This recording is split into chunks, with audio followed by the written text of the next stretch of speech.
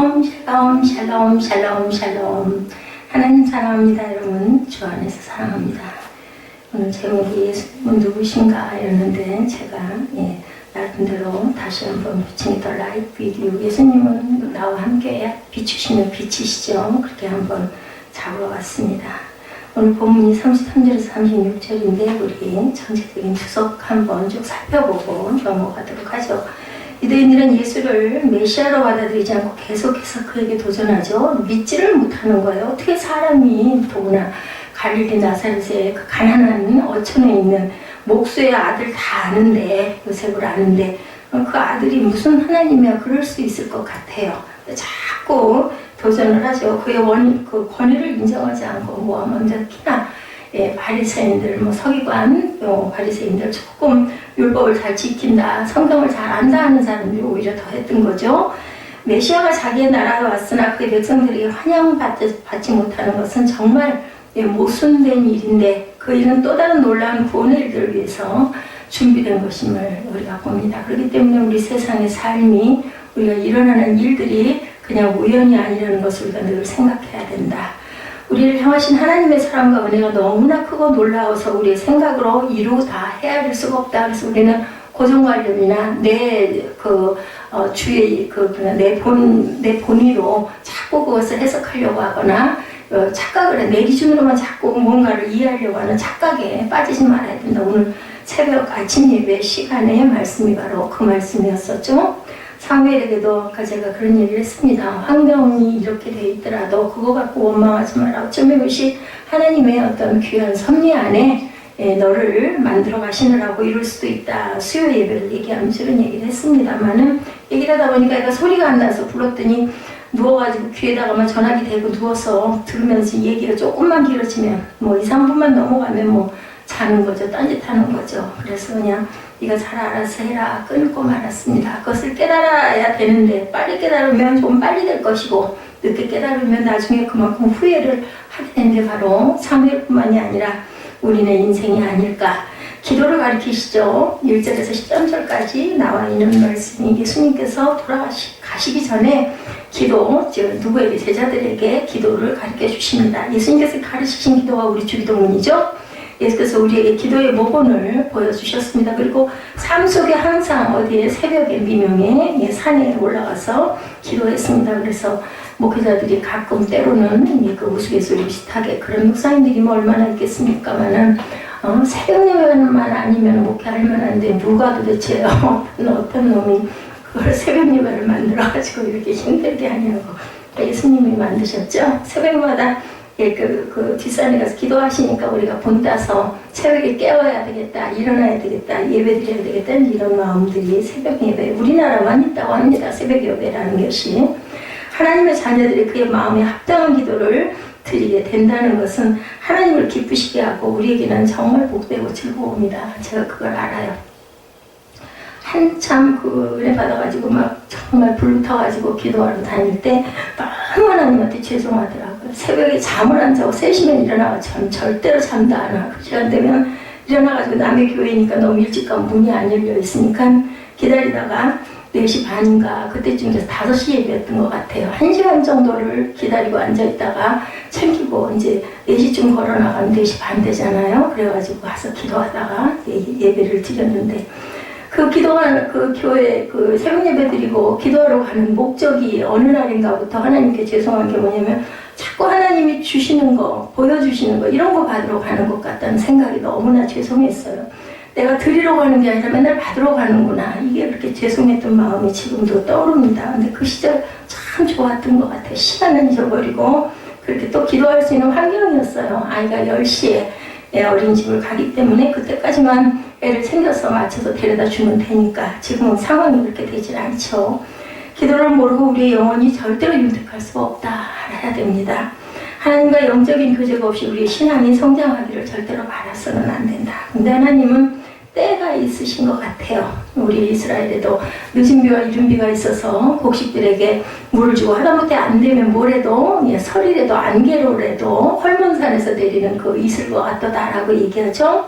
이런 것처럼 그렇게 그 설이라도 있어야 농사가 돼서 굉장히 중요했다고 합니다. 그 헐몬산이라는 산이 그런 것처럼 이 기도는 우리가 성장하는 길이고 영원히 융택하는 비결, 영양제와 같다라는 것을 우리는 압니다. 그래서 기도에 관한 첫 기록이 창세기 4장 26절에 셋 아시죠? 셋. 네, 아브라함의 그 자손들, 아담의 자손들 셋도 아들을 낳고 그의 이름을 에노스라 하였으며 그때 사람들이 비로소 야훼 이름을 불렀더라 이렇게 나타납니다. 그러니까 첫 번째 기도의 기록은 창세기 4장 26절이다 이렇게 알고 계시면 됩니다. 기도의 필요성에 대해서는 뭐 말할 수도 없이 많이 나타나 있죠. 성경에 65편 2절에 보면 시편입니다. 기도를 들으시는 주여 모든 육체가 주께 나아오리다. 우리의 기도를 하나님께서 들으시기 때문에 우리 모든 육체가 하나님 앞에 나아간다고 고백합니다. 그래서 기도에 대한 가르침이 9절에서 10절에 중점적으로 나타나고 있습니다. 보면 내가 너에게 이르노니 구하라 그리하면 너에게 주실 것이요 찾으라 그리하면 찾아낼 것이며 문을 두드리라 그러면 너에게 열릴 것이니 구하는 이마다 받을 것이요 찾는 이는 찾아낼 것이요 두드리는 이에게는 열릴 것이니라. 이게 바로 기도의 중심입니다. 구하고 찾고 두드리라는 거죠. 근데 그 구하고 찾고 두드리라는 게 언어적으로는 어떻게 해요? 그냥 두들기고 그냥 찾고 이게 아니죠.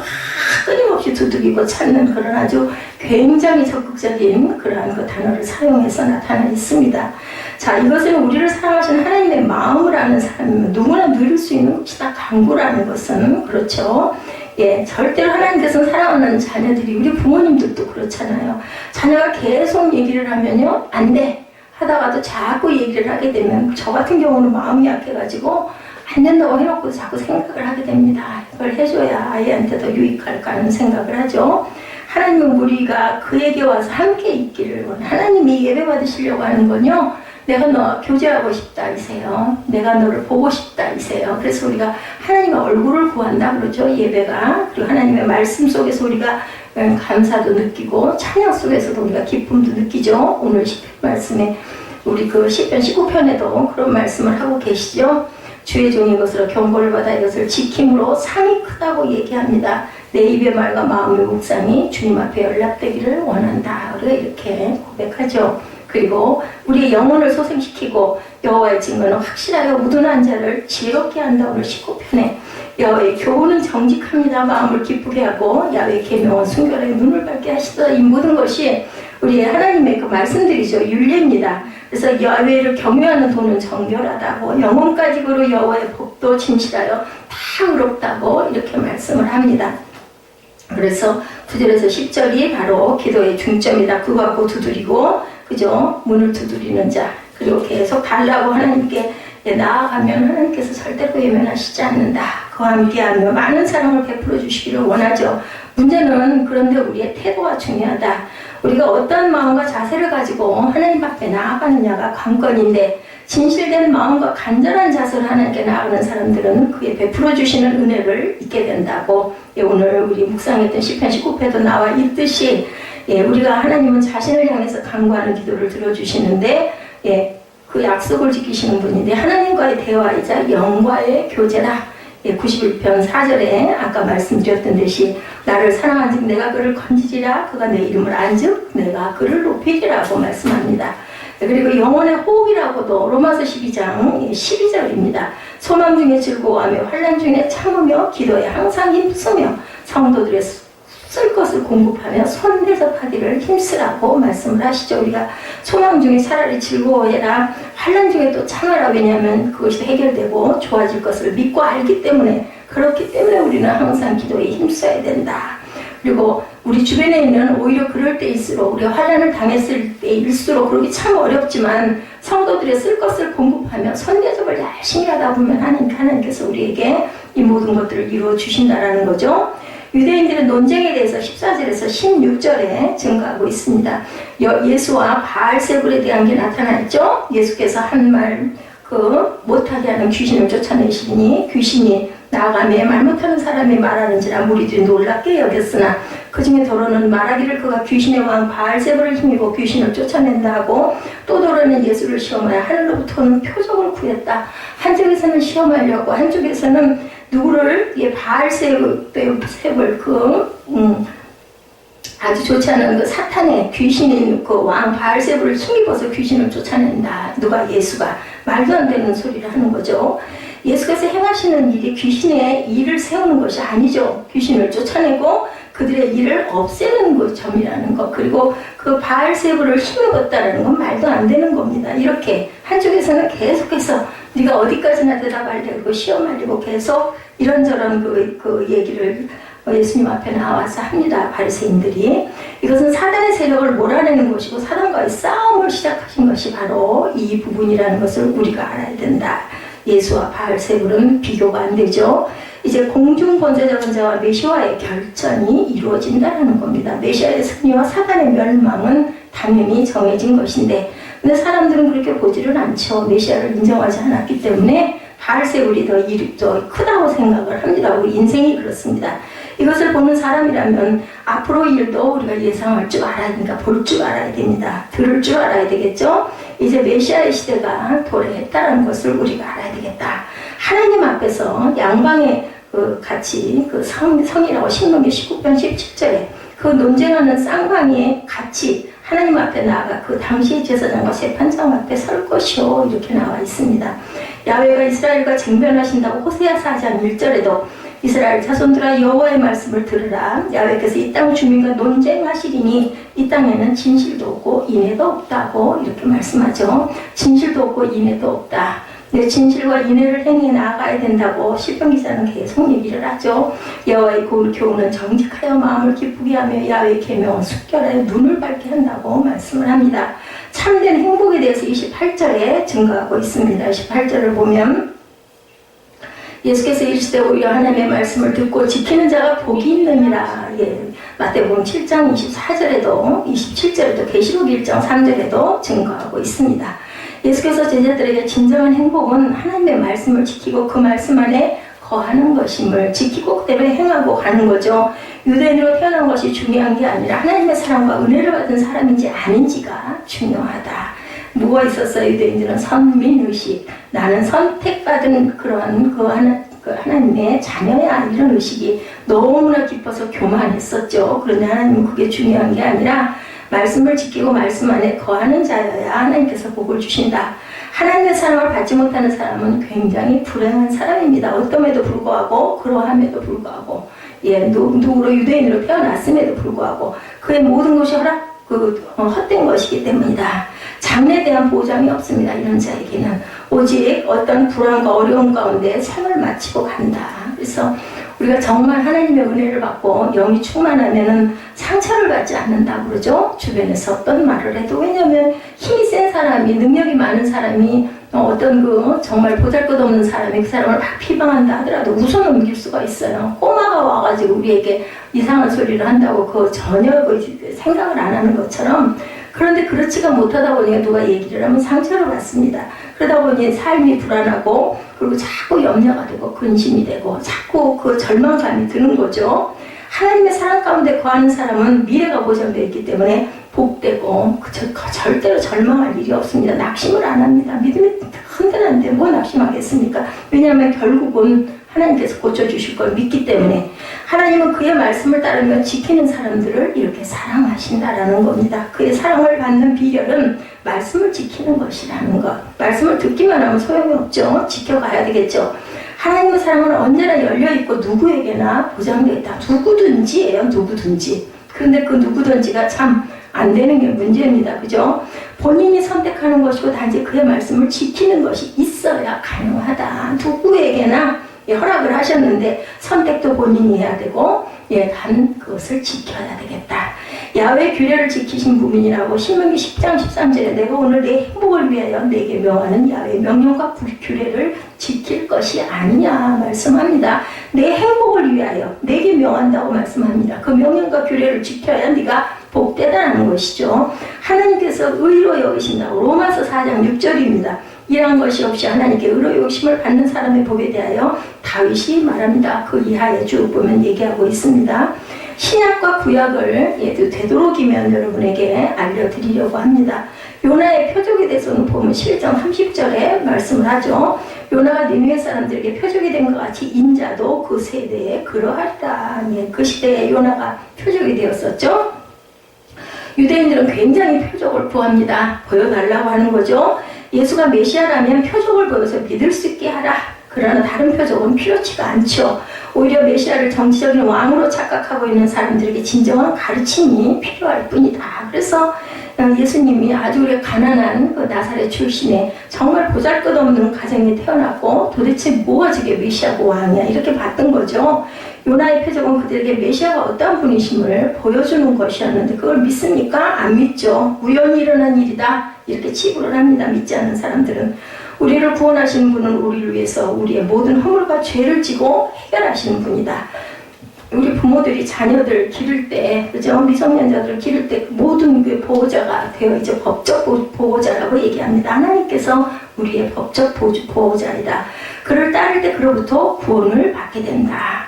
부모 아래 있을 때 우리가 보호를 받는 것과 똑같죠. 그리스도 부활의 예표에 대해서 마태복음 12장 39절에서 40절에 말씀합니다. 예수께서 대답하여 이르시되 악하고 음란한 세대가 표적을 구하나 선지자 요나의 표적밖에는 보일 표적이 없다라고 얘기를 합니다. 악하고 음란한 세대가 표적을 구하지만 선지자 요나의 표적밖에는 보일 표적이 없다. 요나가 밤낮 사흘 동안 큰 물고기 뱃속에 있었던 것 같이 인자도 밤낮 사흘 동안 어디에 땅속에 있으리라. 그런데 부활을 했죠. 요나는 어떻게 해서 부활을 했어요? 물고기가 토의 내음으로 있으면서. 근데 그건 누구의 명령이었어요? 하나님의 명령하심으로 인해서 물고기가 요나를 토해낸 것이고 예수 그리스도도 하나님께서 생명을 다시 살려주셔서 생명을 회복시켜 주시는 역사가 일어나죠. 회개케 함 요나서 3장 9절에서 10절이죠. 하나님의 뜻을 돌이키시고 그 진노를 그치사 우리가 멸망하지 않게 하시리라. 그렇지 않을 줄을 누가 알겠느냐 한지라. 하나님이 그들의 행한 것 곧 그 악한 길에서 돌이켜 떠난 것을 보시고 하나님의 뜻을 돌이키시다 그들에게 내리리라고 말씀하신 재앙을 내리지 아니하시니라. 일로 인해서 요나가 시험이 들어가지고 화를 내죠. 예수님에게. 그죠? 그리고는 어디 떼앞에 앉아 있으니까 하나님이 머리 위에다 요나 머리 위에다 방울코를 들여주니까 너무나 시원했잖아요. 이걸 싹 치우니까 막 또 성을 내죠. 근데 네가 내가 네 방울코를 머리 위에다 둬준 것을 왜 그거 내가 너한테 그냥 선물로 베푼 건데 그걸 갖고 이러고 저러고 하냐. 하물며 그죠? 이스라엘 백성이 내 백성인데 그들이 잘못했다고 회개하는데 내가 그들을 구해줘야 되지 않겠느냐고 말씀을 해서 그 요나 입을 막는 그런 내용이 요나서에 나옵니다. 서기관과 바리새인들이 향하신 말씀입니다. 몸의 등불은 눈에 밝다고 34절 우리가 굉장히 즐거워하는 말씀이죠. 내 몸의 등불은 눈이라. 내 눈이 성하면 온몸이 밝을 것이요 만일 나쁘면 내 몸도 어두우리라. 우리가 눈이 좀 잘 안 보이고 눈이 많이 피곤할 때 침침할 때 얼마나 답답해요. 그죠? 그 생각해보면 사람들이 자신이 옳다는 것을 다른 사람들에게 과시하려고 여러 가지 외식을 행하지만 진정으로 의로운 사람은 자기 삶과 행동을 통해서 이웃들에게 인정을 받습니다. 인정받으려고 하지 않아도 남들이 보고 그냥 인정을 하죠. 저 사람은 좀 뭔가 달라. 보입니다. 그런 것이. 그 마음속에서 빛이 비추어 다른 사람에게 비추는 등불같이 선한 사람은 그의 선함으로 이웃에게 선을 베풀어 주는 것이다. 제가 신사임당이라는 영화를 잠깐 봤어요. 그랬더니 그 신사임당 정말 저는 굉장히 제 자신과 비교를 많이 했습니다. 그분이 지금쯤 살아계신다면 정말 대단했을 것 같다. 저는 이제 목회자이다 보니까 목회도 참 잘했겠다. 공동체도 잘 형성했겠다. 어쩌면 이렇게 아무것도 없는 상태에서 죽을 수밖에 없는 상태에서 남편은 남봉꾼으로 그 재산 다 탕진하고 돌아다니고 집도 절도 없이 만들어 놓고 그런 걸 그냥 그 귀신 나온다. 옛날에 흉가들이 많았잖아요. 그거 하나를 돈을 다 톡톡 털어줘갖고 애가 5이나 되던데 그 아이들을 데리고 세상에 그걸 개척하고 먹고 살려고 종이를 만드는 일을 그렇게 해서 성공을 해가지고 그 고을의 행주가 되는 그러한 그 내용. 그리고 나중에는 예수 누구의 왕의 얼굴을 그리는 여자로는 있을 수 없는 일인데 그런 자리까지 올라가가지고 아직 그래서 그렇게 신사임당이 유명했구나. 제가 새삼스럽게 아직 인터넷으로 그 자세한 자료는 못 찾아봤지만 굉장히 감동을 많이 받았습니다. 그러니 나는 정말 진짜 별 볼 일이 없구나. 어쩜 이렇게 약할까 이런 생각을 했는데 딱 하나 잘한 거 하나님 안 거. 어린 나이부터 예수님이 좋았던 거 그것 때문에 제가 이렇게 서 있습니다. 그 마음속에서 빛이 비추어 다른 사람에게 비추는 등불같이 선한 사람은 그의 선함으로 이웃에게 선을 이렇게 베풉니다. 자신만을 위한 것이 아니라 모든 사람에게 영향을 미치는 것이 진정한 의미의 선이요 의다. 먹을 것이 없어서 하는데 그냥 그 나라에서는 정말 그 없는 사람들을 더 채찍질하고 있는 것도 뺏고 그죠? 권력을 가지고 그렇게 하는데 신사임당은 그 사람들을 다 데려다가 다 죽을 수밖에 없는 아주 내버려진 것 같은 거지. 정말 거지 발사계죠. 그렇게 생긴 사람들 다 데려다가 종이 만드는데 인력이 굉장히 필요합니다. 쓰고는 모든 사람에게 공평하게 돈을 나눠주는 거. 그러니 얼마나 와서 그때는 먹을 것도 없잖아요. 진짜 초급무피. 그래가지고 그 사람들을 그렇게 하니까 막 사람들은 이 신사임당을 너무 추앙을 합니다. 뭐라고 얘기를 하냐면 왕보다 낫다고 그래요. 그래서 왕이 신사임당을 죽이려고 그러잖아요. 거기서 제가 보면서 그 사울이 다윗을 죽이려고 만만히요 천천 그 사건 제가 딱 떠오르면서 그럴 수 있겠구나. 권력 앞에서는 뭐 부모도 뭐 자식도 부모를 막 죽이려고 하고 무서워요. 참 너무 무섭더라고요. 우리 인간에 내 안에 그 더럽고 아주 악한 게 있구나 이런 생각을 했습니다. 근면에 대해서 잠언 31장 18절에 자기의 장사가 잘 되는 줄을 깨닫고 밤에 등불을 끄지 아니한다. 이렇게 근면해야 된다는 거죠. 사람 앞에 비춘다고 마태복음 5장 15절이죠. 사람이 등불을 켜서 말 아래 두지 아니하고 등경 위에 두는 이름으로 집안 모든 사람에게 비치니라. 우리 오늘 누가복음 말씀과도 같은 말씀입니다. 33장 11절 33장인데 마태복음 5장에는 15절에 나타나 있습니다. 그래서 외식하는 자들에 대해서 41절에 그 안에 있는 것을 구제하라. 그리하면 모든 것이 너희 일을 깨끗하게 하리라. 이렇게 말씀을 하시죠. 오늘 말씀이 길어서 빨리 갑니다. 그러나 그 안에 있는 것으로 구제하라. 그리하면 모든 것이 너희에게 깨끗하게 하리라. 42절에는 화 있을진저 너희 바리새인이여 너희가 박하와 운영과 모든 채소의 11조는 들이되 공유 하나님께 대한 사랑은 버리는도다. 그러나 이것도 행하고 저것도 버리지 말아야 된다. 예, 하나님께 대한 사랑은 버리고 그리고 11조를 드리는 것은 아무런 소용이 없는데 11조도 드리고 공유도 이루어야 된다는 거죠. 하나님의 백성들은 겉모습뿐만 아니라 마음의 모든 것까지 이렇게 깨끗해야 된다. 쉽지 않죠. 외식으로 모습을 꾸미고 위장한다고 해서 그 마음의 악독한 것을 절대로 감출 수는 없다. 진정한 새로운 피조물이 되어서 본성이 변하지 않고는 하나님의 백성으로 살아갈 수가 없다. 잠깐은 합니다. 그런데 언젠가는 나가 떨어지죠. 형식에 매여서 본질을 왜곡시키고 다른 이들을 비방하는 사람들은 하나님의 진노와 저주를 끝내는 받게 된다.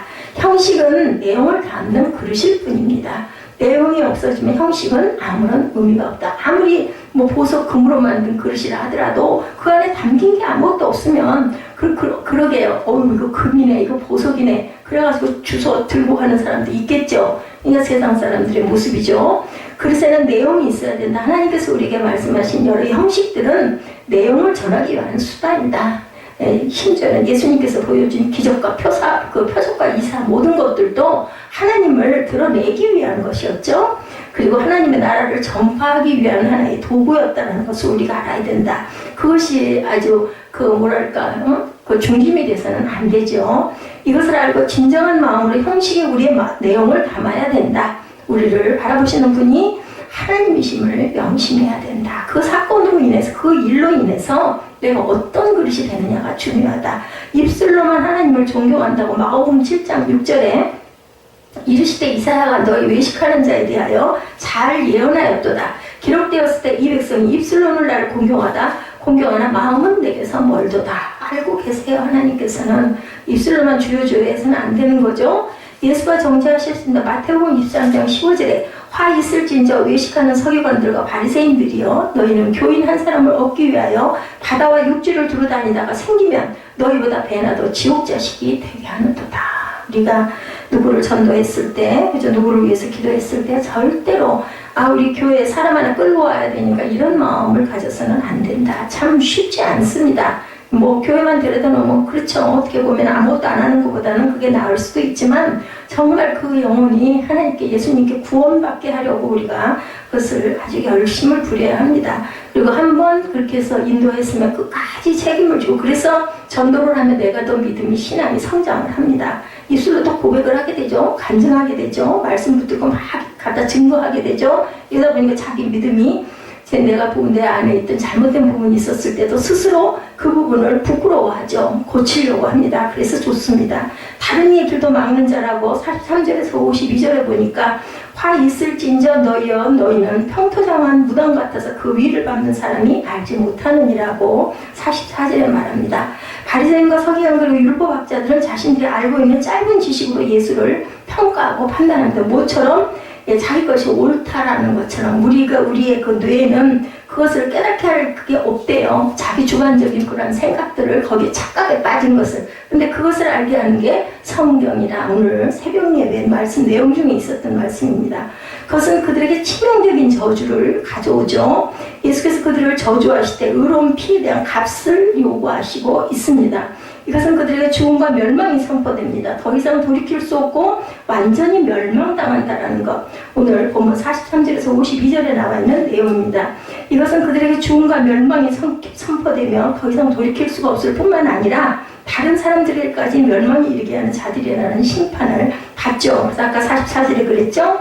평토정한 무덤 같아서 그 위를 밟는 사람이 알지 못한다. 화가 있을 것이라는 거예요. 창세 이후에 흘린 모든 선지자의 피를 이 세대가 담당하되 50절에 51절에 곧 아벨의 피로부터 제단과 성전 사이 죽임을 당한 사가랴의 피까지 하리라. 내가 너에게 이르노니 과연 이 세대가 담당하리라. 그 입에서 나오는 말을 책잡고자 하여 노리고 있더라고 이렇게 얘기를 하고 있습니다. 망령 띠는 행위에 대해서 사사기 20장 10절에 우리가 이스라엘 모든 지파 중에서 100명의 10명, 1000명의 100명, 10,000명의 1000명을 뽑아 그 백성을 위하여 양식을 준비하고 그들에게 베냐민의 기부하라. 그래서 그 우리가 이스라엘 중에서 그 망령된 일을 행한 대로 징계하게 하리라 하니라. 허물과 죄악에 대해서 예레미야 30장 14절에 너를 사랑하던 자가 너를 잊고 찾지 아니하니 이는 내 악행이 많고 내 죄가 많기 때문에 나는 내 원수가 당할 고난을 내게 받게 하며 잔인한 징계를 내렸다. 하나님께서 오래오래 참으시다가 도저히 안 될 때는 누구를 통해서? 예언자들을 통해서 이렇게 말씀을 하십니다. 그렇게 말씀을 하셨는데도 불구하고 말을 듣지 않다가 결국은 나라가 망하는 그런 왕국의 남유다와 북이스라엘이 그렇게 망하죠. 우리 성경 내용 전체가 그 내용입니다. 구약을 보면 하나님을 아는 사람은 반드시 그의 말씀하시는 걸 듣고 행해야 한다. 하나님은 자신의 말과 규례를 지키는 사람들을 사랑하시고 복 주신다. 오늘 본문 내용들이에요. 하나님의 말씀을 준행하기 위해서는 우리를 도우시는 성령의 인도함이 있어야 한다. 하나님을 의뢰하고 전적으로 신뢰하는 자들에게는 성령의 인도하심이 항상 함께 하실 것이며 하나님을 바라고 그에게 나오는 자들에게 하나님은 그의 얼굴을 향하여 복을 주신다라는 겁니다. 그래서 우리 눈이 성해야 되죠. 성취하는 눈이 있어서는 안 된다. 우리가 사순절 시기 이제 지나갔습니다. 부활절이 주일이었었죠. 저와 여러분들이 눈이 밝아지기를 기도합니다. 하나님께서도 제게 복을 주셔가지고 눈이 밝아지게 하셨어요. 예언자들 일컫는 말 가운데 하나가 보는 사람, 선견자, seer라고 나와 있습니다. 남들이 주목하지 않은 역사의 이면을 꿰뚫어 보는 사람이 바로 예언자이죠. 우리는 모르는데 예언자들은 하나님께 영을 받아가지고 그게 전하는 사람이 바로 예언자입니다. 하나님을 믿는다는 것은 다른 사람들과 다른 방식으로 삶을 살아야 된다. 즉 내 눈이 아니라 하나님의 눈으로 사람과 세상을 볼 줄 알아야 된다. 자연과 만물과 그죠? 어떤 사람을 볼 때도 하나님의 눈으로 저 사람을 위해서 예수님이 십자가에 못 박히셨어. 그래서 한 영혼이 천하보다 귀하게 여겨져야 된다. 아무리 악한 사람일지라도 변화시켜줘야 된다는 거죠. 하나님은 우리가 이웃들을 바라보는 그 눈으로 또한 우리를 보십니다. 그것도 우리 알아야 합니다. 그것이 유대인의 속담이라고 합니다.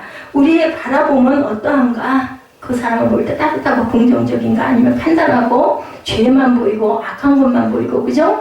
네 몸에 들보는 못 보고 남의 눈에 티를 보느냐고 그러시잖아요. 근데 정말 제가 저를 생각을 해봐도 내 가족들, 그죠? 내 주변의 사람들 보면서 단지만 자꾸 눈에 보여요. 저 왜 저럴까? 이런 생각이 들죠. 그러지 말아야 되는데, 차갑고 부정적이지 말아야 되는데, 사람들은 태어나는 순간 입에 도끼를 품고 나온다는 말이 있습니다. 우리의 그 말이 빚어내는 풍경에 상처 입은 이들은 이 말을 실감한다. 나도 누구에게 그렇게 상처를 입잖아요. 그러다 보면 나도 또 누구에게 이렇게 상처를 준다는 걸 또 생각해 봐야 된다. 그럼 우리 눈도 마찬가지가 아닐까. 오늘 본문에 대한 함축적인 말씀을 증거하고 갑니다. 태어나는 순간 우리는 눈에 저울을 달고 나옵니다. 그렇죠? 누구를 대하든 우리 눈은 저울집에 분주합니다. 그렇습니다. 이 사람이 좋은 사람인지 나쁜 사람인지, 저 사람의 행위가 옳은지 아닌지, 저 사람이 거짓인지 진실인지 자꾸 이런 게 판단이 눈에 들어옵니다. 따뜻한 사람인지 차가운 사람인지, 말로만 하는지 아니면 속마음도 그런지, 이중인격자인지 아닌지 이런 생각을 자꾸 하게 되죠. 그런 판단에 입각해 그를 대하는 우리의 태도가 결정이 됩니다. 건성건성 대하는 경우도 있고 호감을 가지고 접근하기도 합니다. 있는 그대로 그의 사람보다는 그가 누리고 있는 평판이나 직함이나 환경이나 직이나 뭐 이런 것들에게 눈이 더 가죠. 그래서 더 공손하게 대하기도 하고 함부로 대하기도 하고 존경하기도 하고 무시하기도 하고 요즘 말로 쌩까하기도 하죠. 그다지 호감이 가지 않는 사람을 바라볼 때 나도 모르는 사이에 그의 단점에 주목을 하게 되죠. 저 사람 눈빛이 영 아니야. 저 웃음 저거 겉으로만 웃지 속으로는 절대 저 사람 그런 사람 아니야. 얼굴에 욕심이 덕지덕지 붙었네. 이런 생각, 이런 비판을 많이 합니다. 우리가 사람들을 이런 방식으로 대하는 순간 우리는 그들을 비인간 취급을 한다는 것을 우리가 알아야 되겠다. 이 순간 그는 함부로 절대로 대할 사람, 대해서는 안 되는 사람이죠. 저는 이것을 시선의 폭력이다. 이렇게 생각해 볼 수가 있습니다. 이런 태도가 습관이 되면 나도 모르는 사이에 나도 냉소적인 사람으로 변합니다. 제가 어떻게 나이를 먹어가면서 목사가 되고 목회를 하면서 나도 모르게 누군가 잘못된 것 어떤 공공기관이나 이런 데 가서 딱 보면 그거 꼭 그걸 꼬집어갖고 얘기를 해야 직성이 풀려요. 왜냐하면 그렇게 해야 고쳐지지 않겠느냐는 거죠. 근데 그것도 생각해 보면 그럼 뭐 그런 거 다 그냥 넘어가야 될까요? 잘못된 부분은 얘기를 해야 되지 않을까? 꼭 뭐 나를 위해서가 아니죠. 나는 이미 그걸 당했으니까. 그렇지만 잘못된 거는 여러분은 얘기를 해야 되는데 어떨 때 제가 생각합니다. 마음으로 왜 내가 이렇게 됐을까? 뭐 내가 뭘 그렇게 잘하고 옳다고 그냥 그런 거 보면 막 의분이 일어납니다. 이래서는 안 된다는 게 오늘 본문이 말씀하시는 내용이. 자, 나는 산에 오르신 주님의 얼굴이 희게 변해되었다는 말씀의 비밀이 뭘까 우리가 생각을 해보죠. 예수님의 내면에서 뿜어나오는 기운이 아닐까. 그래서 예수 잘 믿는 권사님이나 장로님들 보면 그냥 얼굴빛이 그냥 발그레한 게 너무 이쁘잖아요. 화장을 한다고 그렇게 이쁠 수가 없어요.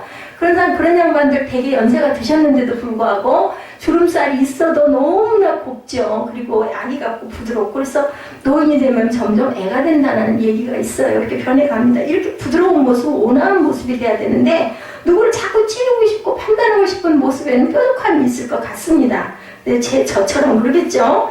그래서 눈은 몸의 등불이다. 주님은 내 눈은 몸의 등불이라고 말씀합니다. 내 눈이 성하면 온 몸도 밝을 것이라고 말씀을 합니다. 눈이 성해야 되겠죠? 남들을 밝은 눈으로 봐야 됩니다. 내 눈이 성하지 못하면 내 몸도 어두울 것이다. 예, 오늘 34절에 말씀합니다. 내 눈이라는 말은 세상을 바라보는 관점이라는 바꿔놓아서 이렇게 생각을 할 수도 있죠. 똑같은 대상도 바라보는 이가 누구냐에 따라서 전혀 다르게 보입니다. 그래서 호감이 있는 사람과 호감이 없는 사람은 또 그 사람에게도 호감이 있는 사람이 있을 거 아니에요. 사람이 상대적으로 달라요. 그래서 저는 그냥 그렇게 표현합니다. 코드가 맞는 사람, 코드가 맞지 않는 사람. 그 사람이 악하고 꼭 나쁘다는 게 아니라 그 사람과도 코드가 맞는 사람하고는 서로 좋겠죠. 근데 아시지 않아요? 뭐 소통이 안 되는 사람이 있어요. 얘기를 해도 자꾸 그럼 나중에 어떻게 돼요? 저 같으면 화가 나요. 이제는 방법을 바꿔가지고 화가 나면요 그냥 가만히 전화를 내려놓습니다. 그게 차라리 나은 것 같아요. 그걸 아니라고 해가지고 꼭 뒤집으려고 하면은 속이 터지니까 답답하니까 이거 타고난 게 어쩔 수가 없는 것 같아. 화가 난 게 아닌데 상대방은 나보고 왜 화를 내냐고 물어봐요. 화가 난 게 아니라고 답답하니까 얘기를 하는 거라고. 안 되더라고요. 그럴 땐 그냥 얘기를 그만해야 됩니다. 요즘엔 상담원들이 많지 않습니까? 다 끊고 그냥 다시 전화를 걸면 다른 사람이 받으니까 어떤 분하고 잘 맞잖아요. 얘기를 하다 보면 너무 감사하죠. 예수님은 그 여인에 맡은 깃든 봉화함을 보죠. 가늠하는 현장에 잡혀온 여인 이야기입니다. 큰 차이예요. 한 사람을 죄인으로 규정짓는 그 속에 요즘에 그래서 그걸 뭐라 그래요? 치유라고 하죠. 상담 사역이라고 얘기를 합니다. 이 가늠한 여인도 내면에 어떤 공허함이 얼마나 있었으면 그걸 생각을 해야 되는데 대개는 어땠어요? 예전일수록 더더군다나 잘못한 부분만 꼬집고 야단을 치고 때려주고 하는데 절대로 그렇게 해서는 치유가 되지 않는다라는 거죠. 근데 예수님은 2000년 전에 이미 그런 걸 알고 계셨다. 자, 그가 사는 동안 입은 상처와 눈물에 우리가 주목을 해봐야 되겠고 누구도 그에게 돌을 던질 수가 없다라는 거죠. 도대체 나도 그 책임이 있지 않는가 생각을 해야 된다. 스스로 경건하다고 생각하는 사람들은 세리와 창녀를 인간 이하로 멸시를 합니다. 하지만 예수님은 사람다운 삶을 열망하는 약자들의 모습을 봅니다. 그 내면을. 그렇게 주님은 그런 이들과 사귀는 일을 주저함 없이 해가지고 또 그걸로 인해서 굉장히 공경에 처하기도 하죠.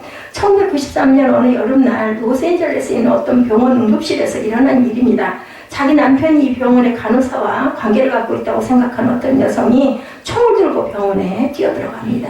문제의 간호사를 찾은 여인은 그 간호사에게 총을 쏘았지만 죽이지를 못했어요.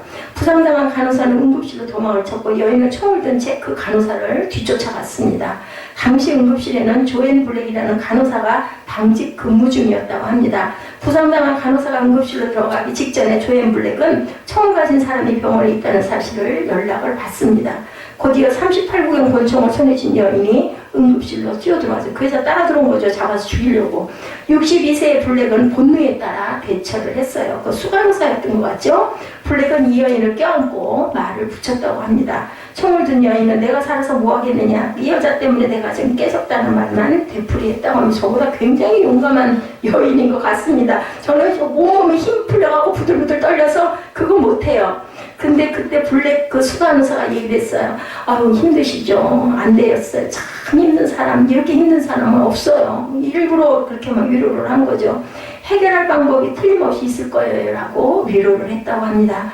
블랙은 여인이 자살하려고 총을 들어 올릴 때마다 끌어내리기를 반복해서 결국 그 여인을 진정을 시켰다고 그래요. 정말 위험한 일촉즉발의 순간이었는데 나중에 블랙은 이렇게 말합니다. 아픈 사람이 들어오더군요. 돌봐줘야 했어요. 이렇게 보였다라는 거예요. 블랙이라는 그 수간호사의 눈에는 폭력 없는 미래라는 책에 나와 있는 발췌입니다. 이것은 응급실을 박차고 들어오는 사람이 그의 눈에는 범죄자가 아니라 몰로 환자로 보였다. 평화로운 세상을 갈망한다면 세상을 바라보는 우리 눈을 바꿔야 한다라는 아주 귀한 사례입니다. 이기심과 탐욕과 부정적인 마음으로 얼룩진 우리의 눈으로 세상을 보는 한 결코 아름다운 세상을 우리가 만들어갈 수가 없다. 신앙생활이라는 것은 조율의 과정이라는 말을 가끔가다 저는 생각합니다. 조율이라는 거 우리 알죠? 피아노 조율한다고 그러고 뭐 기타도 조율해서 음을 맞춰야 튜닝을 해야 된다고 그러죠? 조율에는 악기의 음을 표준음에 맞춰서 고르는 것인데 우리 하나님 나라의 연주자들이 되기 위해서는 예수님의 마음과 눈으로 우리 마음과 눈을 이렇게 조율해 가야 되겠다. 그래서 내 눈이 성하면 내 온몸도 밝을 것이다. 보아야 할 것을 바라보면 우리의 삶도 온전해진다라는 거죠. 그 다음에 우리 안에 빛으로 드러납니다. 바라봄이 곧 삶이죠. 그러기에 주님은 우리에게 35절에 엄중하게 명령하시죠. 내 속에 있는 빛이 어둡지 않은지 살펴보아라 말씀합니다. 사물을 인식하는 기관인 눈은 바깥에 빛이 있어야 볼 수가 있어요. 우리 눈은 아무리 눈은 좋은 사람이라 해도 캄캄한 밤에는 앞을 보지 못하는 사람과 다를 바가 없죠. 빛이 들어오지 않으면 사물이 식별이 안 됩니다. 그런데 주님은 밖에 있는 빛만 알고 우리 속에 있는 빛에 대해서 말씀하고 계시는 거죠. 제대로 보기 위해서는 우리 안에 어떤 빛이 있어야 한다는 말일까? 그렇다면 이 빛은 뭘까? 창세기 1장에 창조의 그 첫날 주님이 만드신 것이 뭐예요? 빛이에요. 빛, 그죠? 빛이 있으라 하시니 빛이 있었다라고 말씀을 합니다. 주님의 발광체인 해와 달과 별을 창조하신 것은 넷째 날이에요. 첫째 날과 다릅니다. 그죠? 그렇다면 첫날 창조한 빛과 넷째 날 창조한 빛은 다르다고 봐야 되겠죠? 첫날 창조한 빛과 넷째 날의 그 빛은 다른데 넷째 날 창조한 빛은 세상의 사물들을 식별하는 데 필요한 외부의 빛입니다. 그에 비해 첫날 창조한 빛은 모든 존재의 내면에 깃든 빛이라는 겁니다. 즉 하나님을 알아보는 영적인 빛은 바로 첫날 말씀하신 빛이 있으라의 그 빛이라는 겁니다. 우리가 진리를 안다는 것은 바로 그 빛을 보는 것이다. 누구를 보는 것일까요? 빛이 있으라 하신 거 하나님 자체.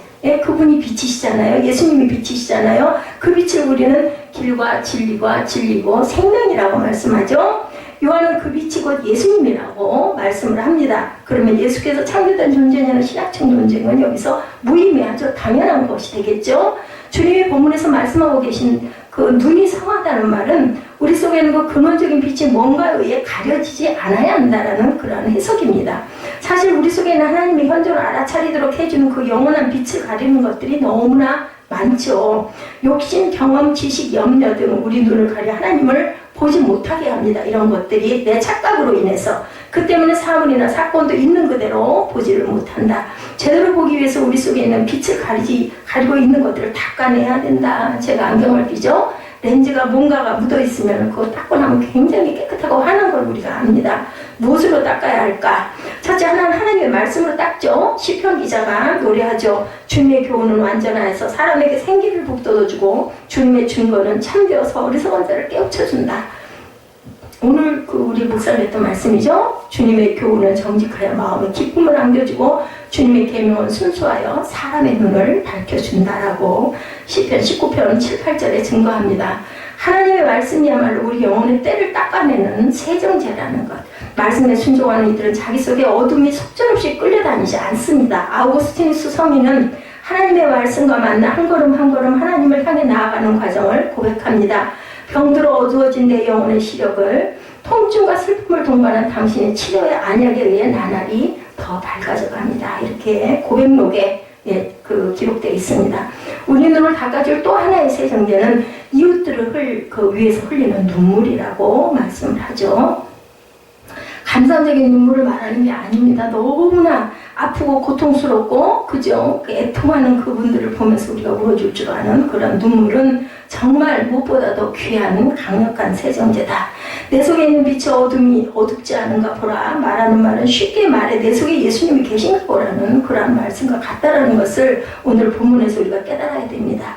예수님의 귀한 사역들이 많죠.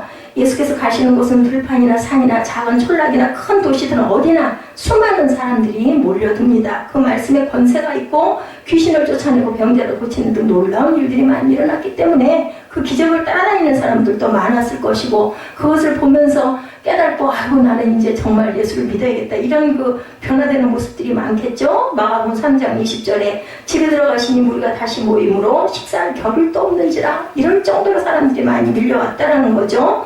자, 여기를 겨를이라는 말은 어떤 일을 하다가 다른 일이나 다른 생각으로 숨 돌릴 여유가 없다는 거. 아유, 숨 돌릴 겨를도 없어 이렇게 얘기하죠. 즉 무리들을 가르치시고 그들의 병을 고치느라 조금의 시간적인 여유, 빈틈도 없으시고 식사할 시간도 없으셨다는 거죠. 예수님은 아픈 사람을 고쳐주시고 귀신 들린 사람에서 귀신을 쫓아내시고 고통받는 사람을 위로하시고 억울한 사람의 한을 풀어주시기 위해서 당신의 허기진 배를 채울 시간도 모든 것들을 포기했다. 그런데 저는 가끔 그런 생각을 합니다.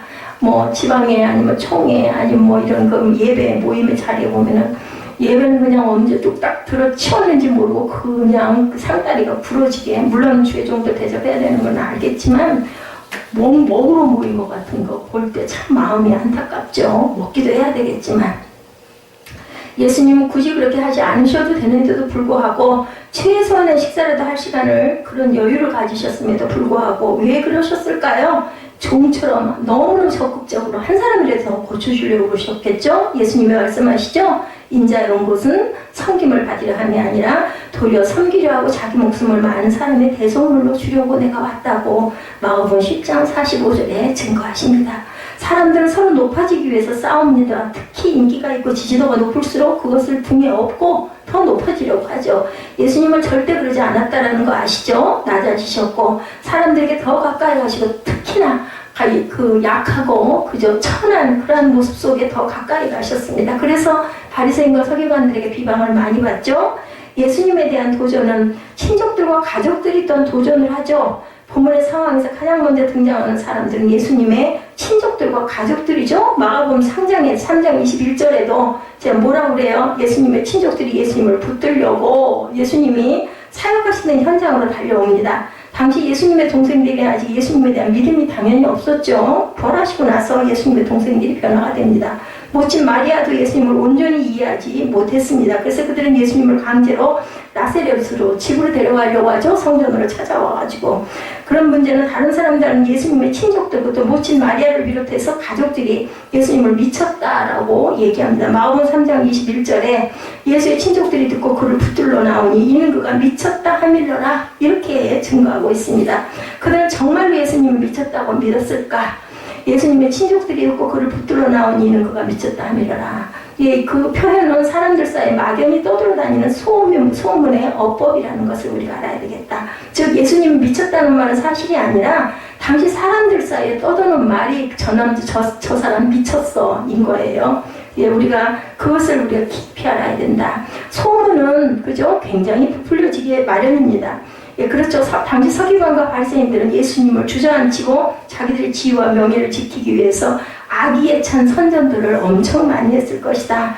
요즘으로 치면 여론 조작을 위해서 허위 사실을 유포한 건 뭐 얼마든지 그럴 수 있죠. 요즘에 더더군다나 예수님의 탄생 때 천사를 통해서 하나님의 아들을 잉태할 것이라는 소식을 들었어요. 그렇죠? 요한복음 2장 1절에서 5절에 나타납니다. 그리고 나서 자신을 복 있는 여인이라고 노래하는 마리아의 창가가 보면 마리아가 메시아를 잉태하는 사실로 인하여 얼마나 기뻐했는지를 우리가 압니다. 누가복음 1장 46절에서 56절에 증거하죠.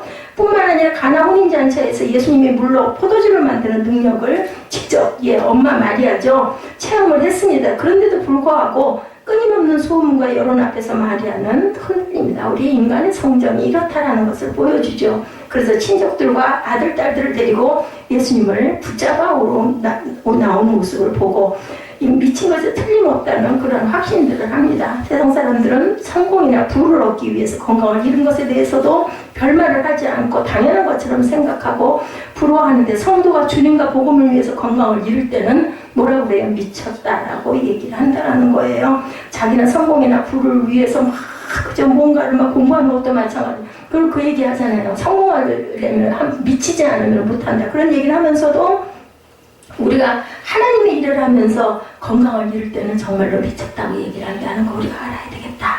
사도행전 26장 24절에 바울이 이같이 변명하며 벳소가 크게 소리내어 이르되 바울아 내가 미쳤도다. 내 많은 학문이 너를 미치게 한다. 이렇게 증거되어 있습니다. 유대 총독 벳소는 사도 바울을 미친놈 취급을 했습니다. 그러니 하나님의 아들이신 예수께서 이 세상에 오셔서 하시는 일을 본 사람들이 좋은 말로 절대로 평가했을 리가 없을 거라는 거죠.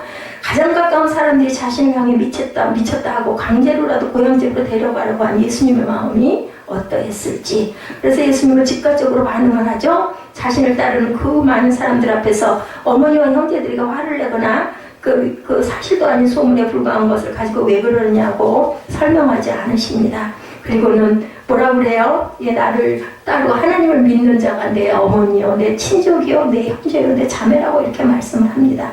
예수님에 대한 두 번째 그런 이의를 제기한 사람들은 본문 15절에 그 중에 더러는 이라고만 하지만 마가복음 3장 22절에는 예루살렘에서 내려온 서기관들은 이라고 분명히 말씀하고 있습니다. 오늘 본문에는 더러는 하고 이렇게 나와 있지만 마가복음에 짝이 되는 성경들이 있거든요. 3장 22절에는 예루살렘에서 내려온 서기관들이라고 아주 본격적으로 밝혀지고 있습니다. 예루살렘에서 내려온 서기관들은 하나님의 말씀을 연구하고 그것을 백성들에게 가르치는 사람들이죠.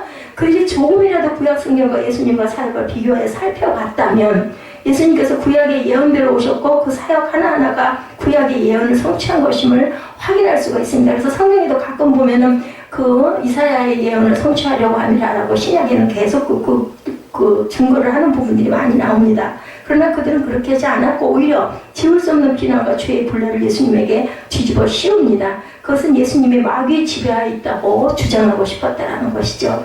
우리나라 정치 역사에 보면 반대 세력을 몰락시키거나 제거하는 몇 가지 방법이 있는데 도덕성에 흠집을 냅니다. 그리고 부정부패했다, 전과자다, 이중생활을 했다, 여러 가지 도덕과 윤리 문제를 내걸면 10중 8구는 그를 쓰러뜨릴 수가 있다는 거죠. 두 번째 방법은 뭐예요? 사상성입니다. 사상성에 흠집을 냅니다. 색깔 논쟁, 이데올로기 이런 것들을 씌워가지고 그렇게 해서 그를 쓰러뜨리려고 합니다. 당시 서기관들은 이런 것을 이용할 줄 아는 자들이었기 때문에 그가 귀신의 왕 바알세부를 힘입어 귀신을 쫓아낸다라고 이렇게 모략을 하는 부분이 나타납니다. 사탄의 힘으로 이런 일들이 일어날 수 있을지, 그렇지 않고서야 어떻게 이런 일들이 일어날 수 있느냐, 그들은 이렇게 생각을 한 거예요. 사탄 귀신의 힘을 빌렸다, 미쳤다는 비난보다 더 악질적인 비난. C.S. 루이스는 현대인들은 귀신이나 마귀에 대해 너무 자주 언급하든지 아니면 아예 일절 언급하지 않는 양극단에 빠져 있다라고 얘기를 한다고 합니다. 무슨 말인가 하면 세상에 나타난 모든 현상을 다 귀신의 역사다, 귀신 들렸다고 말하는 사람이 있는가 하면 반대로 영적인 것을 일절 부인하는 사람들도 있다. 두 가지라는 거죠. 그러다 보니까 어떤 사람들은 모든 것을 귀신이 한 것으로 영적인 것으로 보는 사람을 천박하게 여기기도 한다. 반대로 어떤 사람들은 귀신의 역사에 대해서 전혀 무감각하고 영적인 것에 대해 무관심한 것을 대단히 잘못된 것으로 여기는 두 체제를 가지고 있다. 신체적 질병, 노이로제나 우울증, 자살 충동 등의 질병이나 사회적인 병리 현상들이 모두 귀신에 온 것은 아니지만 귀신에 의해서 그렇게 되는 경우도 있다는 것을 성경에서는 말씀하고 있다는 걸 우리가 알아야 되겠다. 왜 이 말씀을 우리가 나누는가 하면 평소에는 영적인 것이나 귀신에 대해서 무관심하던 서기관들이나 서기관들이 예수님에 대해서만 유독 귀신 바알세불 어쩌고 하는 것을 스스로 대단한 모순이라는 것을 말하고 있다는 거죠. 그래서 서기관과 바리새인들의 도전은 제3의 무리들이 있습니다. 오늘 본문에 더러는 예수를 시험하여 하늘로부터는 표적을 구했다. 16절에 그렇게 나타나 있죠. 마태복음 12장 38절에 그때 서기관과 바리새인 중 몇 사람이 말하되 선생님이여 우리에게 표적 보여주시기를 원하나이다. 이렇게 얘기하는 부분입니다. 이들은 두 번째 무리와 다르지 않은 같은 무리죠. 같죠. 사람들은 다들 각자 자기 나름대로 기준과 잣대로 다른 사람이나 어떤 사건에 대해 평가를 하고 판단을 한다는 거죠.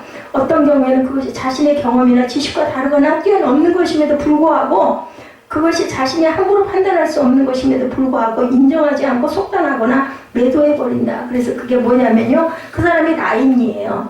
그 사람이 그 정도밖에 품이 되지 않기 때문에 그렇게 딱 결론 지어버리고 그죠? 자기 나름대로 착각을 한다. 따라서 조금 전 말씀드린 것처럼 서기관과 바리새인들이 성경 전문가야 하나님에 관한 전문가라면 그 표적을 보고 분별할 수 있어야 함에도 불구하고 분별하고 싶지가 않은 거예요. 그것을 분별하지 못했을 뿐 아니라 자기식으로 해석해버리고 단정해버린다. 왜냐하면 무슨 힘이 있어요? 무슨 돈이 있어요? 무슨 권위가 있어요? 무슨 세력이 있어요? 그러니까 이렇게 만들어버렸다는 거죠. 예수님에게 새로운 표적을 구했지만 예수님은 이미 자신이 하나님의 아들이심을 드러내시는 수많은 표적을 행하셨기 때문에 하늘로부터 오는 표적을 보이려면 그것은 먼저 이 땅에 태어나신 예수님 자신이었다는 것을 우리가 알았어야 된다. 하나님의 사람이 되신 사건보다 더 쇼킹한 사건은 없죠. 그리고 죄인이었던 사람이 성도가 된 것이 표적입니다. 죄인들이 모두 다 예수님 제자들 별 볼 일 없었잖아요. 다들. 그렇죠? 근데 그렇게 변화가 됐습니다. 죄와 악에 절어 살던 사람들이 새로운 사람이 되고 거룩한 성도가 되고 그리고 나중에는 순교자들이 되죠. 이것이 바로 표적이라는 겁니다. 이런 면에서 바리새인과 사두개인들은 그동안 예수님이 하신 수많은 표적을 보았는데도 하늘로부터는 표적을 보여달라고 계속해서 요구를 한다는 끝도 없었을 겁니다. 또 보여줬으면 또 보여달라고 했겠죠. 우리 인간들의 성정이 그렇습니다.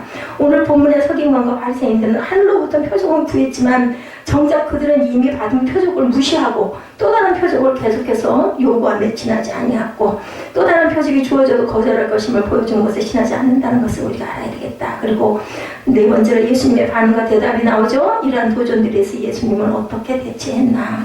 첫째는 아주 논리적으로 답변하시죠. 예수님은 그들의 말이 얼마나 어리석고 악한 것인가를 나라 지키는 그 강한 자 등을 비유로 말씀합니다. 마가복음 3장 23절 사탄이 어찌 사탄을 쫓아낼 수 있느냐라고 말씀을 합니다. 이 질문을 하신 후에 스스로 분쟁하는 나라마다 황폐하여지며 스스로 분쟁하는 집은 무너지리라고 17절에 증거합니다. 그러니까 사탄이 예수님으로 하여금 자신의 부활을 쫓아냈다면 그 사탄의 나라 집은 분열되고 말 것이므로 사탄이 자기 자신과 싸우고 있다는 결론이 나는데 이 생각 자체가 얼마나 어리석니? 이렇게 얘기를 하신 거예요. 보면 17절에 분쟁하는 집은 무너진다고 하죠. 더욱이 강한 자의 집에 들어가서 약탈하기 위해서는 먼저 강한 자를 결박해야 하므로 사탄이 스스로 결박되는 어리석은 짓을 할 수 있겠느냐? 이렇게 말씀하신 겁니다. 따라서 반대자들의 비난은 이런 기초적인 상식에도 어긋납니다. 그리고 당시 유대인들 중에 귀신을 쫓아내는 이른바 축사 행위자들이 있었어요. 19절에 그러죠. 내가 바알세불을 힘입어 귀신을 쫓아낸다면 너희 아들들은 누구를 힘입어 쫓아내느냐고 거꾸로 물어보시죠. 아니라고 답하면 자기들의 축사 행위를 인정하면서 왜 예수님의 그 역사는 인정하지 못하는가라는 말이 될 것이고, 그래서 예수님은 너희 중에 축사 행위를 하는 자들이 귀신의 왕 바알세불을 힘입어 귀신을 쫓아내었다고 하면 그들이 너희들을 재판하고 말 것이다 라고 응대를 하십니다. 이런 말씀으로 답변을 하신 후 예수님은 자신은 귀신의 왕 바알세불이나 그의 부하들인 귀신보다 더 강한 자로 즉 능력이 하나님으로 오셔서 귀신에게 매어있던 것을 고쳐주었다라고 말씀을 하시죠. 20절에 그러나 내가 만일 하나님의 손을 힘입어 귀신을 쫓아낸다면 하나님의 나라가 이미 너에게 임하였다. 강한 자가 무장을 하고 자기 집을 지킬 때는 그 소유가 인정된다고 얘기하시죠. 더 강한 자가 와서 그를 굴복시킬 때 그가 믿던 무장을 빼앗고 그 재물을 나누느니라 이렇게 증거하십니다. 이런 과정을 통해서 뚜렷하게 부각되는 것은 예수님이 누구신가 하는 거죠. 예수님은 강한 자 즉 사탄을 결박하러 온 하나님의 아들 메시아라는 것을 오늘 본문에서 입증하고 계십니다. 사탄은 죄, 질병, 귀신 들린 사망 등으로 사람을 자신의 노예로 만들어 부릴 정도로 강력한 힘을 가지고 있어요. 사탄은 그들의 인격과 삶의 현장에 들어가 그들을 자신의 도구로 만듭니다. 그러한 사탄을 무너뜨리고 그에게 사로잡힌 자를 자유하게 하기 위해서는 더 강한 자가 되어야 하는데 바로 예수님 자신이 그러하다라는 것을 오늘 24, 5절에 나타내 보고 있죠. 23, 4절에 보면은 그래서 내가 진실로 너에게 이른다. 나아가서 마가복음 3장 28구절에도 예수님을 매도한 그들의 보다 궁극적인 죄를 지적합니다. 내가 진실로 너에게 이르니 사람이 모든 죄와 모든 모독하는 것은 사하심을 얻되 누구든지 성령을 모독하는 죄는 영원히 사하심을 얻지 못하고 영원한 죄가 되느니라. 예수님을 그렇게 모독한 건 뭐라고요? 성령 모독죄는 죽어요. 죽임을 당해요. 마가복음 그 3장 28구절에 이런 말씀을 통해서도 똑같이 증거하죠. 성령을 회방하는 죄는 그 어떤 경우에도 용서받을 수 없는 죄인데 그들이 예수님이 하시는 일을 사탄의 사역으로 돌리는 것은 성령을 회방하는 죄라는 것이죠. 예수님은 성령의 능력으로 기적을 행하셨습니다. 그렇기 때문에 예수님의 사탄을 힘입어 그런 일을 행하셨다고 주장하는 것은 성령을 모독하는 것이며 성령을 회방하는 것이다. 저와 여러분들이 용서받을 수 없는 죄를 범하고 있지는 않은지 성령님께 항상 의뢰해야 되겠죠. 성령님의 능력을 귀신이나 과학의 힘 또는 어떤 다른 힘이 이루어지는 것이라고 생각하는 사람들은 없는지 저와 여러분 속에 계시는 성령님께 우리는 온전히 순종하고 있는지를 알아야 되겠습니다. 그래서 예수님은 누구신가? 마지막으로 그죠? 예나 지금이나 어떤 사람이나 어떤 사건에 대해 말도 많고 내용도 다양하지만 예수께서 사역을 시작하신 후에 그의 소문이 퍼지면서 엄청난 무리들이 몰려옵니다. 말씀에 주린 영혼들, 병든 자들, 악한 귀신을 사로잡힌 자들이 주님께 나아가며 고침을 받으니까 예수님을 가시는 곳에 사람들이 무리를 지어서 따라다니죠. 그리고 손 돌릴 틈도 없이 식사하실 틈도 없을 정도로 그렇게 몰려다녔습니다. 그런데 그렇게 사람들이 모여들면 예수님은 누군가를 통해서 대리사역이나 이래라 저래라 지시하는 방법을 절대로 쓰지 않으셨다는 것을 우리가 알아야 됩니다. 친히 그리고 일일이 안수하시면서 그들을 만나시죠. 그렇게 하시니까 예수님은 잠시 쉬거나 식사하실 시간도 없으셨다. 오늘 본문은 그렇게 바쁘셔서 식사를 잊은 채 한 사람에게서 말 못하게 하는 귀신을 쫓아내셨고 그가 말하게 된 기적을 소개하고 있습니다. 이 일에 대한 사람들이 보인 반응은 세 가지였죠. 아까 말한 대로 예수님이 미쳤다. 한 무리는 예수님께서 귀신의 왕 바알세불을 힘입어 귀신을 쫓아냈다. 첫째는 예수님이 미쳤다. 귀신을 힘입어서 쫓아냈다. 이들은 요구 세 번째 무리는 예수님을 시험하여 하늘로 온 표적을 요구했다. 세 가지로 나타납니다. 이들의 요구는 모두 예수님의 권위에 대한 도전입니다. 그것을 인정하는 게 아니죠. 예수님을 부정하고 부인하려는 시도였다. 세 가지가 다. 그러나 우리는 그들의 잘못된 반응과 도전으로 인해서 예수님이 누구시며 어떠한 분인지를 알 수 있죠. 예수님은 미친 사람이 아니라 미쳐가는 개인과 가정과 사회를 고치시는 등불이셨다. 빛이셨다. 이 비정상적인 개인과 가정과 사회를 유일하게 정상적으로 돌려놓을 수 있는 분이 유일하신 분이 바로 예수님이라는 것. 가르쳐 주시고 만나 주시고 만져 주시고 치료해 주시는 분이라는 것. 그것을 위해서 먹고 쉬고 자는 것도 포기하신 분이라는 것. 예수님은 귀신의 왕 바알세불 사탄 마귀와 같은 존재가 아니라 더 강한 분으로 모든 귀신을 쫓아내시고 최후의 사탄을 물리치실 분이라는 것. 그들보다 더 크고 강한 하나님이라는 것이죠. 그러므로 예수께서 찬양과 경배를 올려야 옳은 것을 말씀합니다. 그리고 주님이 지금도 여전히 살아계셔서 성경에 기록된 그대로 행하는 분임을 믿고 그분을 경험하고 살아가야 되겠다. 그게 저와 여러분이 오늘 이 자리에서 할 일이다. 주님을 믿지 못하고 그 역사를 경험하지 못하는 것은 오늘 본문에 나오는 무리들과 같아진다는 것을 우리가 알아야 되겠고 그리고 그들과 다른 저와 여러분들이 되셔야 되겠죠. 예수님에 대해서 이 세상 그 누구도 어떤 말을 할지라도 주님에 대한 바른 고백과 바른 믿음으로 무장된 저와 여러분들이 되셔서 오늘도 살아 역사하시는 주님을 경험하시는 저와 여러분들 축복을 받는 저와 여러분 되시기를 주님의 이름으로 축복합니다.